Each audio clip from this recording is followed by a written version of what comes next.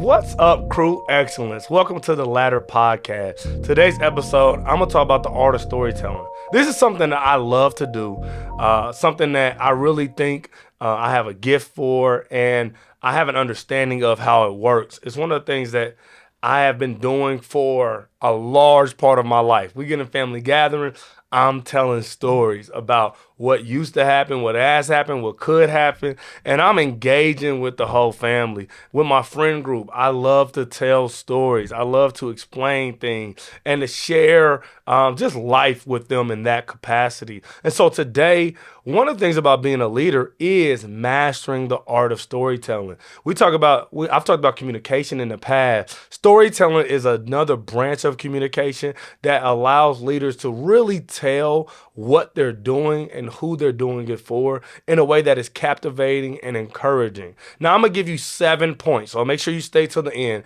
And these are going to be the 7 kind of categories or things you need to tell a great story. And I know that each one, if you master it, you'll be able to get your point across in a way that just helps you really, really gain audience and engagement, which is what leaders want. If it's online or in person, we want the people we're telling this story to engage with it so that we're able to use it and use that engagement to bring them to a better place. But before we get into that, I want to make sure you know where you are and what you're here for. This is the Ladder Podcast. It is a podcast about leadership. It's all about how we can take you from where you are to where you could be as a leader, because we believe that if you're an excellent leader, the world is a better place. And so make sure you like, share, and subscribe, because there's a lot of people who watch these episodes. It's like over 60% that aren't subscribed. And we just know that over here at the Hope Institute that you could be better. And you know it. That's why you're watching it. So go ahead and subscribe and share,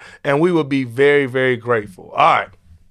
Let's jump into the art of storytelling. Here we go. First thing that a great story needs is a plot.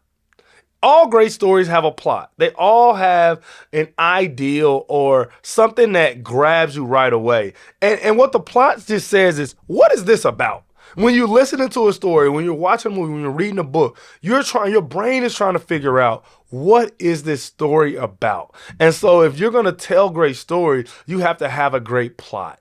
And what this means is you have to tell us where we are, where we're going, and what's in the way. What's keeping us from getting there, and how are we going to do it, and who's going to... So the plot just captures all of that, and and there's certain movies that have great plots, and their plots are so great that you want to see them because you just need to know. Like, you just need to know. Like, I think of Marvel. Marvel had that run, right? And I remember when Endgame came out, and everybody was like, yo, what's about to happen? Because it was a culmination of the story Marvel was telling. And the plot was so great that people wanted to see what was going to happen next. And so as a storyteller, that's kind of your job. You build a plot so people are engaged and people are invested in the outcome, okay? One of the things, there are 2 things that you can do to develop a great plot. One is framing. I think framing is a great thing that books and movies and great storytellers do. One of my favorite kind of social media trends is, and you're wondering how I got here, right? And so it sets it up with the end, and you're like, I gotta watch this video because I gotta see how you ended up upside down with one shoe and your shirt ripped. Like, I gotta figure this out. And so framing is a great way to tell stories. Start with the end in mind. Right. And so if I'm a business leader, I'll start a story by saying, here's a child who graduated from college, who's making more money than he's ever made than anyone in his family.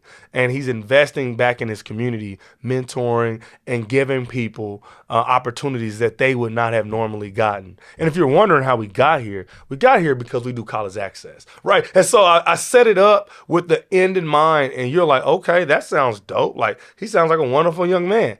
And I'm going to tell you how we got there, right? And so that's a big thing. Framing is a great way to kind of let people in on the plot, to give a sneak peek, okay? And then another thing is like to connect to past stories.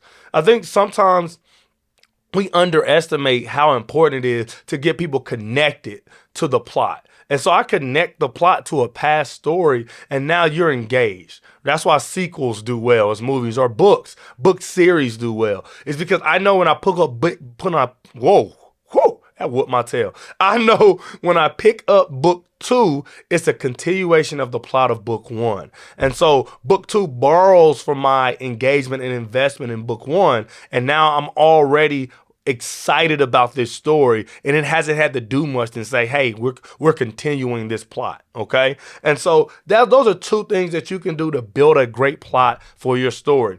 Number two, character development. This is one of my favorite things about storytelling, is developing characters that have depth and that are relatable. I think that character development is one of the most underrated parts of storytelling.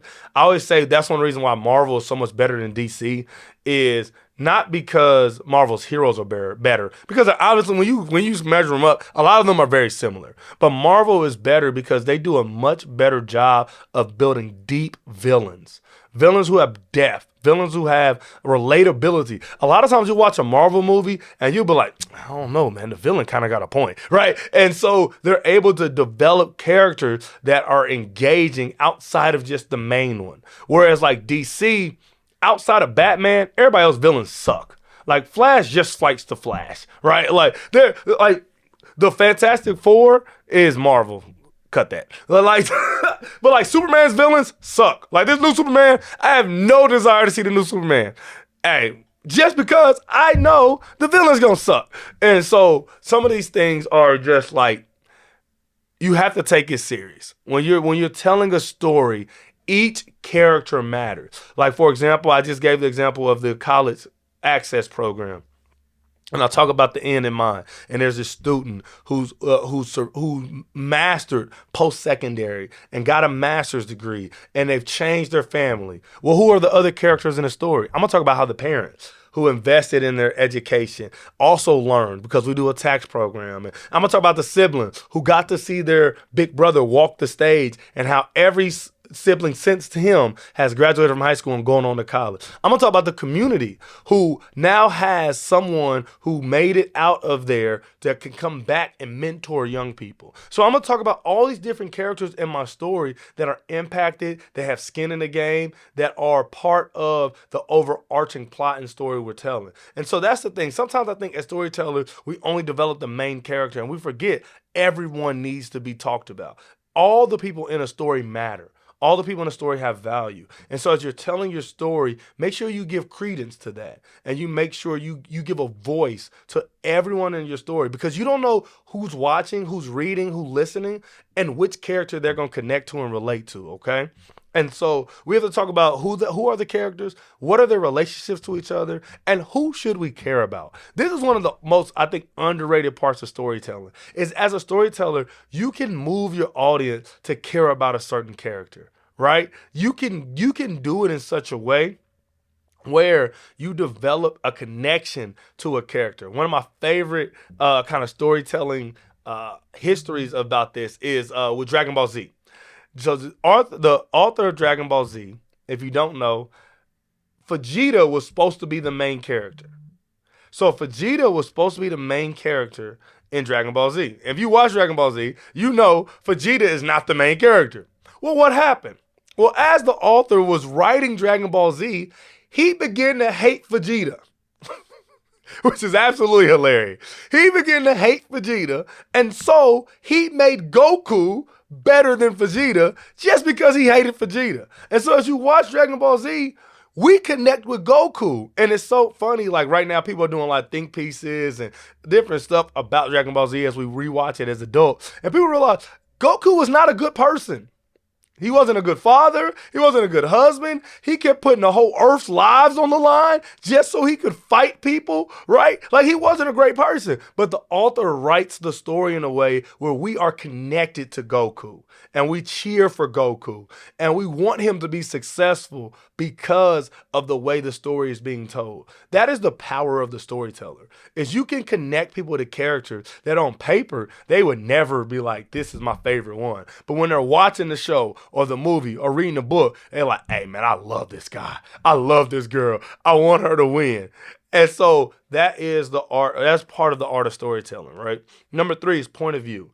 I think this is one of my favorite things to play with when I'm telling stories and when I'm hearing stories and watching stories is whose eyes are we looking through? Whose eyes are we looking through? I love books, movies, shows where we get a different point of view all the time. I absolutely love it. Some people don't like it because they can't keep up, but I love it. I love watching a story or reading a book, and one chapter is from this character's point of view, and another chapter is from this character's point of view, and how we are supposed to engage with each chapter and follow the through line and capture the. I absolutely adore that because I think that's how life works. Life is, it happens from various point of views at all points of time.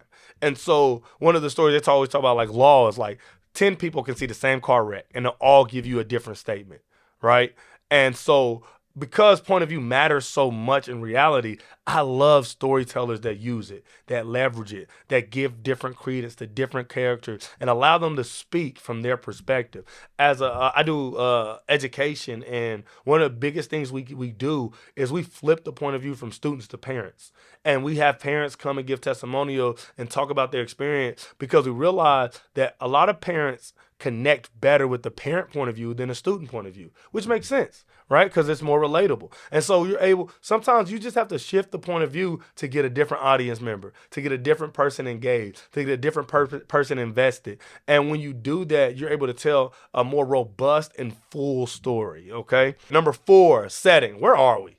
Setting is one of the things that you gotta do a great job with because when you lay the setting, a lot of people are gonna instantly buy in or instantly check out. Think about different movies like dystopias. I love dystopias. A lot of people don't. So as soon as they see the hay bale rolling and the dude with the goggles and the dust, I'm not watching that. All right, I'm not watching that. I'm out. I don't care about that. Right? Where like for me, I don't really fool with like old TV shows. Me and my mom, and my grandma talk about this all the time.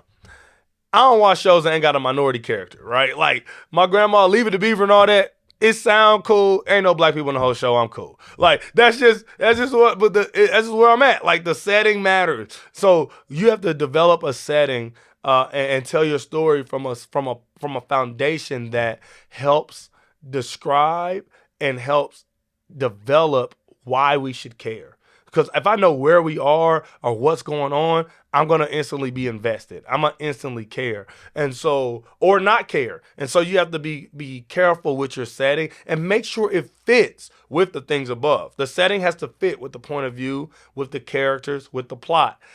Sometimes you read a book or you watch a movie or a show and you be like, I don't really get where they are. Or like a show for me that's like that is that 70s show.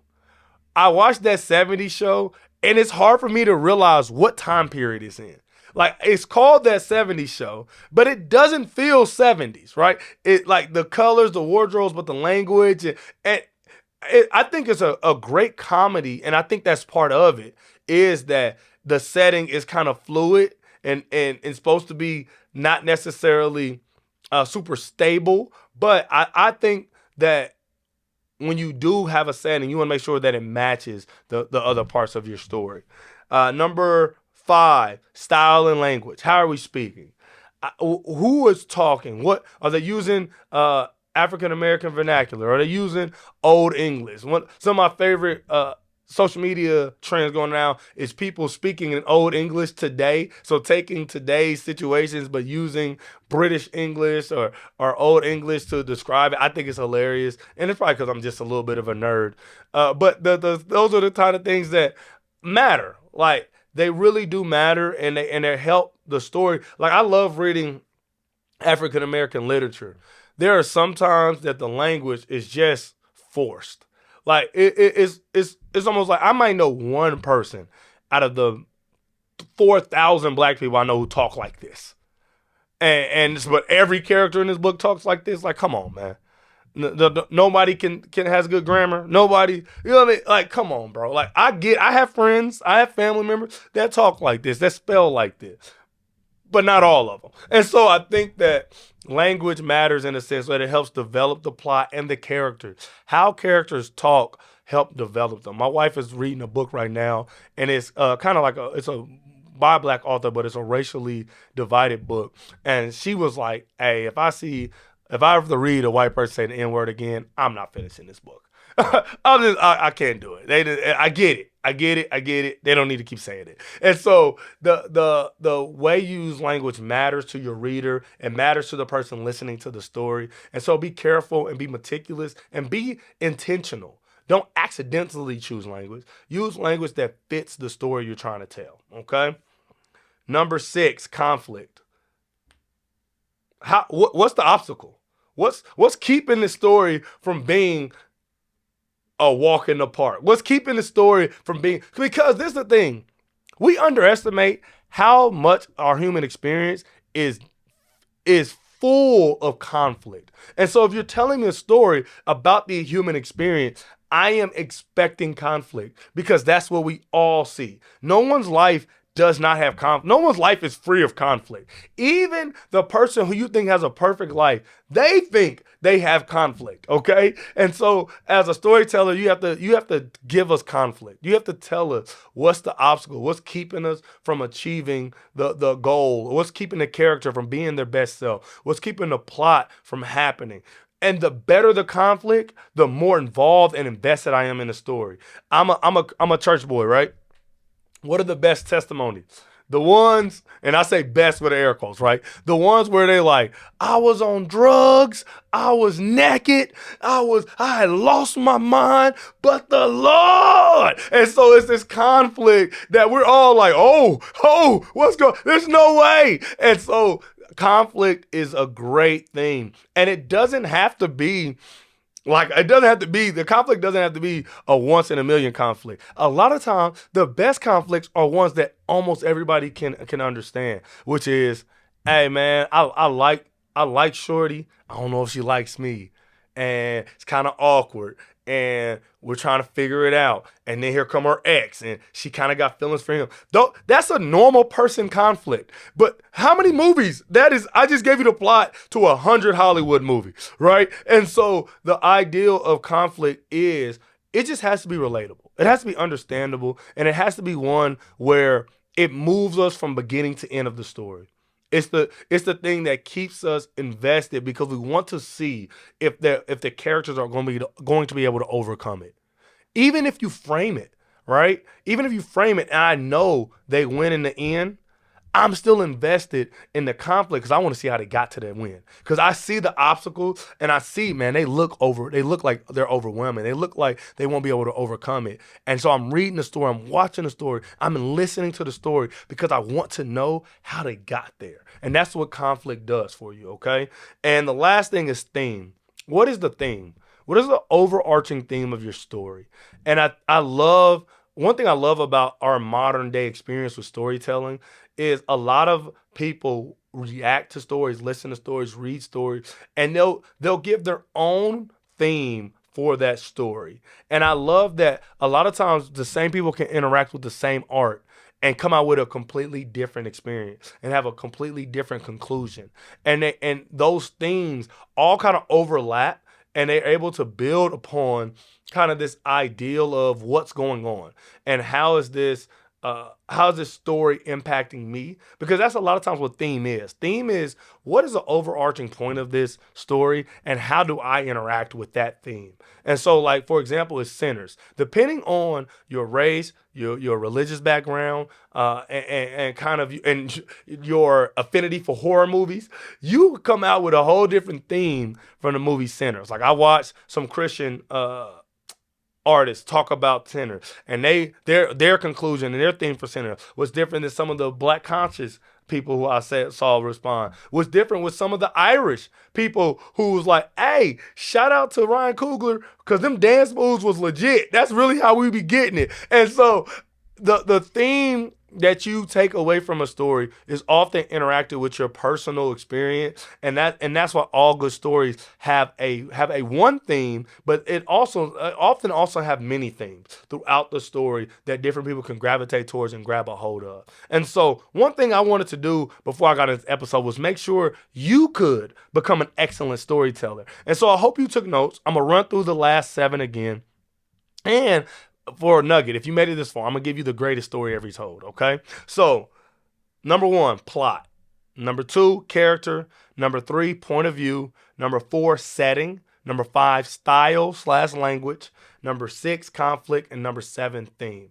And you know what is the greatest story ever told? It's the story of Jesus. And so if you read the Bible has all of these things encaptured. Like, it has a setting, it has conflict, it has characters, and the theme of the Bible is the glory of God. And so as you read it, you know from the very beginning, the theme of the Bible is the glory of God. But because of the conflict, because of different characters, because of the setting, the story, the language, you are captured from Genesis to Revelation, trying to figure out how these humans who keep messing up, who keep missing the mark, who keep forgetting who God is and not knowing who Jesus is and misusing or abusing the Holy Spirit, how do they get to the point to where God gets the glory? And when you get to the end of Revelation, you are astonished and astounded and shocked that God wins and that he does get the glory through all of these things. And so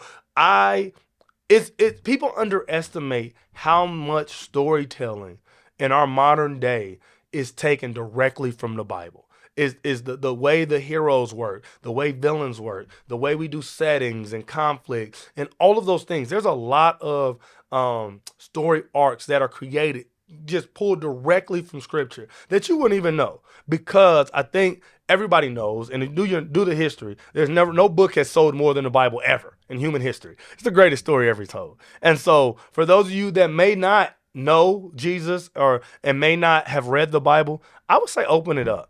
It's drama, it's cliffhangers. There's times where you yelling at the book like you big dummy. There are times where you're like, oh my gosh, I would never be able to do something like that. And so I just want to encourage those.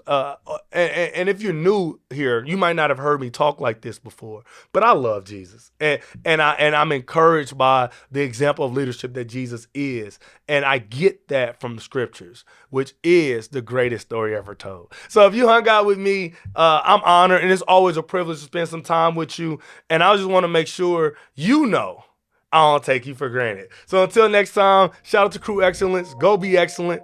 I'll be back. Peace.